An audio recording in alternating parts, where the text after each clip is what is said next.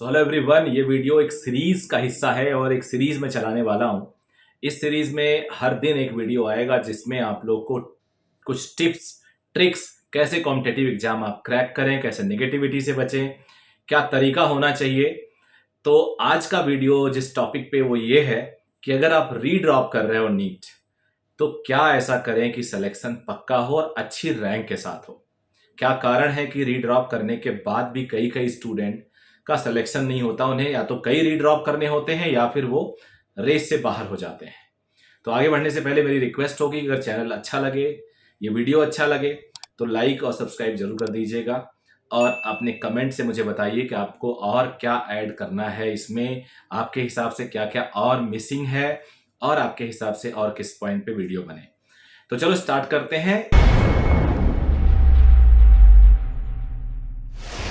इस वीडियो में हम लोग जानेंगे कि अगर कोई नीट 2023 के लिए रीड्रॉप कर रहा है और ये चाह रहा है कि उसका सिलेक्शन हो, अच्छी रैंकिंग के साथ हो, तो यह वीडियो उनके लिए है। पुराने एक्सपीरियंस के साथ मैं आपको बताने की कोशिश करूंगा, हम लोग जानने की कोशिश करेंगे कि क्या कारण होते हैं कि रीड्रॉप करने वाले ज्यादातर स्टूडेंट का सिलेक्शन नहीं हो पाता है। हम लोग को पता है कि इतने सारे यूट्यूब चैनल हैं, अदर मीडिया है, वो केवल एक साइड ऑफ स्टोरी दिखाते हैं। जो सेलेक्टेड होते हैं बच्चे, उनके बारे में बात किया जाता है, जो टॉप करते हैं उनके बारे में बात किया जाता है, लेकिन ज्यादातर जो बच्चे टॉप नहीं करते, जो रह जाते हैं, जिनका सिलेक्शन नहीं होता है या बहुत पुअर मार्क्स आते हैं, उनके बारे में कोई बात ही नहीं करता।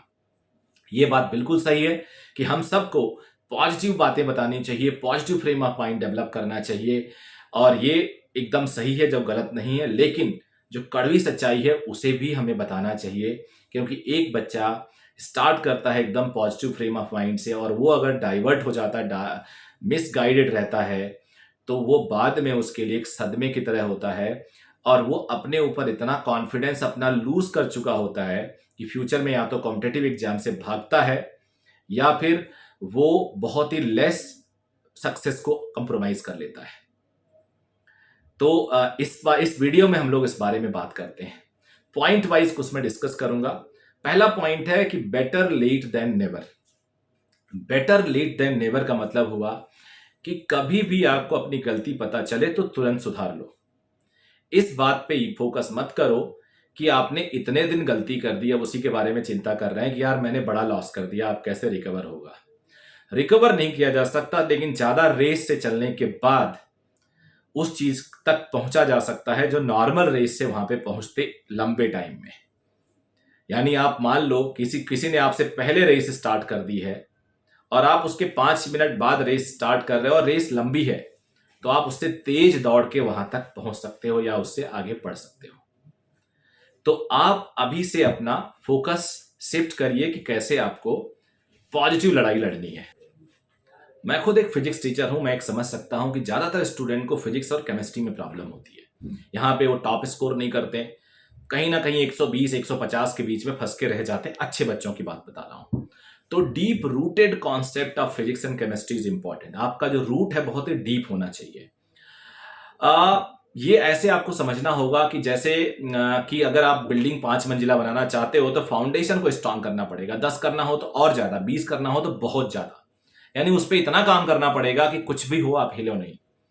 अभी एक बड़ा रॉन्ग कॉन्सेप्ट सा एक मार्केट में होता है। मैं बहुत सारे टीचर को जानता हूं, देखता हूं, बच्चे बताते हैं जिस कोचिंग इंस्टीट्यूट में बहुत भीड़ है, 10-10 20-20 बैचेस चल रहे हैं, तो नेचुरली ऐसे प्रॉबिलिटी होती है कुछ बैच में बहुत एवरेज और बिलो एवरेज टीचर असाइन हो जाते हैं, या कहीं पे छोटी जगहों पे ऐसे टीचर पढ़ा रहे होते हैं।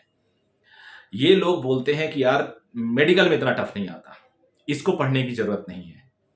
बिल्कुल टफ नहीं आता, बिल्कुल पढ़ने की जरूरत नहीं है। लेकिन मेरे भाई, शायद उन लोगों ने कभी देखा ही नहीं कि टॉप रैंकर होता कैसे है। जो टीचर टॉप रैंकर को पढ़ाया होता है वही जान सकता है। मैं ऑल इंडिया फर्स्ट रैंक 2 बार पढ़ाया हूं, सिंगल डिजिट कई बार पढ़ाया हूं, हर साल 660 670 680, पीछे भी टाइम में जब इतने मार्क्स नहीं आते थे तो भी 600 से ऊपर कई बच्चों को पढ़ाता रहता था, जब 490 495 505 पे सिलेक्शन हो जाता था। कभी भी इन जो टॉप स्कोरर होते हैं ये सिलेक्शन के लिए नहीं पढ़ते हैं, ये टॉप करने के लिए पढ़ते हैं। यानी किसी भी हालत में पेपर कैसा भी इजी हो, टफ हो, इन्हें 180 में 175 या 180 ही चाहिए, यानी हर तरफ से अपने आप को मजबूत बनाते हैं। इसमें बेसिक मैथमेटिक्स बहुत बड़ा रोल प्ले करता है। बेसिक मैथमेटिक्स जो होता है उस पे हम बच्चे 5-6 घंटे बस सिर्फ काम करते हैं। उन्हें अगर डिफरेंशिएशन पता है, उन्हें इंटीग्रेशन पता है तो भूल जाते हैं, उन्हें लगता है सब कुछ आ गया। नहीं जनाब, बिल्कुल भी नहीं आया। आपको स्लोप आना चाहिए, आपको कुछ कुछ शॉर्टकट्स आने चाहिए, आपको पता होना चाहिए कैसे क्वाड्रेटिक सॉल्व किया जाता है, क्यूबिक का बिहेवियर कैसा होता है, पावर 4 का बिहेवियर कैसा होता है। ये सारे तो छोटा छोटा एग्जाम्पल बता रहा हूं। बहुत सारे ट्रिग्नोमेट्रिक फंक्शन कैसे बिहेव करता है, साइन कर्व, कोसाइन कर्व, ये सब आपको पता होना चाहिए। कभी भी डेरिवेशन बेस्ड स्टडी अगर आप कर रहे हो तो आपको फेल नहीं करेगा। ऑब्जेक्टिव के नाम पे टीचर लोग डेरिवेशन से दूर हो गए हैं, और डेरिवेशन से दूर होने का रिजल्ट है एक बच्चा एक हॉलो, एक ऊपर ऊपर मूव कर रहा है, वो अंदर से खोखला है, क्वेश्चन रट के जा रहा है, इतनी मेहनत करता है, पेरेंट्स परेशान, टीचर परेशान, घंटों पढ़ता रहता है, 120 नंबर आते हैं। तो क्वांटिटी बहुत ज्यादा बढ़ गई, क्वालिटी नहीं बढ़ी।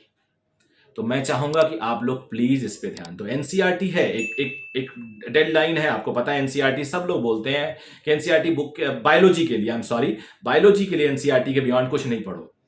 रट रट के लोगों ने पढ़ा, पिछले सालों धराशायी हो गए, 2022 में धराशायी हो गए। उसी एनसीईआरटी से क्वेश्चन आया था। बाउंड्री फिक्स है, लेकिन उस बाउंड्री पे कितने और फोल्ड किए जा सकते हैं उसी फ्रेम को, वो सोच नहीं सकते आप। क्वेश्चंस को बहुत तरीके से पूछा जा सकता है। तो आप बाउंड्री जरूर फिक्स रखो, लेकिन अपने लिमिट को खोल दो। आपको उससे रिलेटेड सब कुछ पढ़ना है, कुछ छोड़ना नहीं है, क्योंकि आपको सिर्फ सिलेक्शन नहीं लेना है। आप ऐसी गलती ना करो जैसा लोग करते रहते हैं। अब मैं सेकंड पॉइंट पे आता हूं, जिसको मैं कहता हूं मेंटरशिप इज इंपॉर्टेंट। आपका एक मेंटोर होना चाहिए, राइट मेंटोर चूज करना बहुत इंपॉर्टेंट है। ऑनलाइन कोचिंग कर रहे हो, ऑफलाइन कोचिंग कर रहे हो, बट कंसिस्टेंसी मेरे हिसाब से ऑफलाइन से आती है। ऑनलाइन मेरे साथ सारे बच्चे एग्री कर रहे होंगे, कई कई बार आपकी क्लास चलती रहती है, आपका मोबाइल बगल में बच जाता है, आप थोड़ी देर के लॉस्ट हो जाते हो, वीडियो बंद होते ही 50% टाइम आप लॉस्ट रहते हो, कभी भी कॉन्सेंट्रेट नहीं कर सकते। ये बड़े लोगों के साथ होता है, तो आप तो बच्चे हो। तो कोशिश करो कि अगर पॉसिबल हो तो ऑफलाइन ही ज्वाइन करो। टेस्टिंग प्योरली ऑफलाइन होना चाहिए मेरे भाई। जब एग्जाम में ऑफलाइन पूछा जाता है तो आप ऑनलाइन कैसे टेस्ट कर सकते हो? अगर ऑनलाइन कहीं से ज्वाइन किया है तो उसका प्रिंट आउट लो, ओएमआर की प्रिंट आउट लो, और उसको रियल टाइम में भरने की कोशिश करो। यहीं से आपका कॉन्फिडेंस डेवलप होगा। और ईमानदार रहो, चीटिंग मत करो। ऐसा करते हैं बच्चे, मैं बता रहा हूं, मैंने देखा अपनी कोचिंग में चीटिंग करते हैं बच्चे।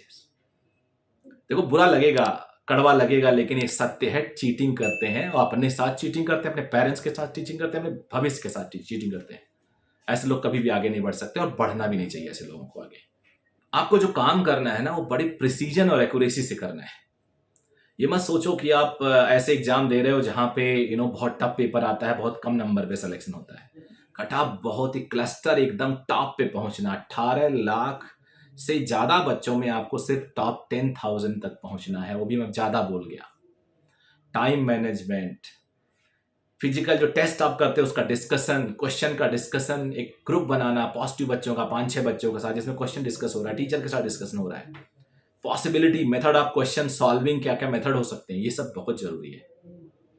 तीसरी बात बताता हूं मैं, miracle does not happen, at least in NEET exam यहां पे नहीं होता। वैसे तो ये किसी एग्जाम में नहीं होता, बट नीट में तो बिल्कुल नहीं होता। ये मत सोचो पूरे साल आप 300, 350, 250 नंबर ले रहे हो, और आखिरी में आप जाके टेस्ट सीरीज ज्वाइन करोगे और आपके हो जाएंगे 600, 650। बिल्कुल नहीं होंगे, आप ऐसा उम्मीद ना पाले। रेगुलर टेस्ट के परफॉर्मेंस की मार्क्स इंपॉर्टेंट होती है और ये मैटर करती है। आप 250 से स्टार्ट करो, 150 से स्टार्ट करो, doesn't matter, but graph should be going up. Graph ऊपर ही होना चाहिए, अदरवाइज आपको फेल कर देगा ये। Regular improvement in your performance even if you're scoring 300 is important. ऐसा ना हो कि लेट हो जाए और आपका एक साल और बर्बाद हो जाए। तो ये मिरेकल की उम्मीद मत करिए, आपको हर चीज धरातल पे करनी होगी।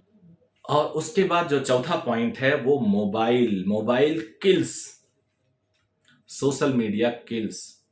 अगर आप लाइफ में सबसे ज्यादा प्यार स्टेथोस्कोप, वाइट एप्रन से करते हो ना, तो ये मोबाइल को साइड लाइन कर दीजिए 1 साल के लिए। जिंदगी भर रोएंगे आप। अच्छा कॉलेज मिलना होगा, उससे नीचे वाला मिलेगा। टॉप मिलना होगा, टॉप से नीचे वाला मिलेगा। बॉटम मिलने वाला होगा तो मिलेगा ही नहीं, ये जान लीजिए आप। ये मेरी बात बाद में रियलाइज करेंगे, मैं अपने पूरे एक्सपीरियंस के साथ बता रहा हूँ। तो ये जो 4 पॉइंट मैंने बताए, इस पे फोकस करिए। बहुत सारी बातें करने को है, धीरे धीरे हर दिन वीडियो में आके करूँगा, आइएगा ज़रूर। एवरी डे 8 PM पे, 8 PM पे एवरी डे वीडियो जाएगा, और आप लोग उम्मीद है इसको देखेंगे और सब्सक्राइब करके रखेंगे channel. Thank you very much, bye bye, take care.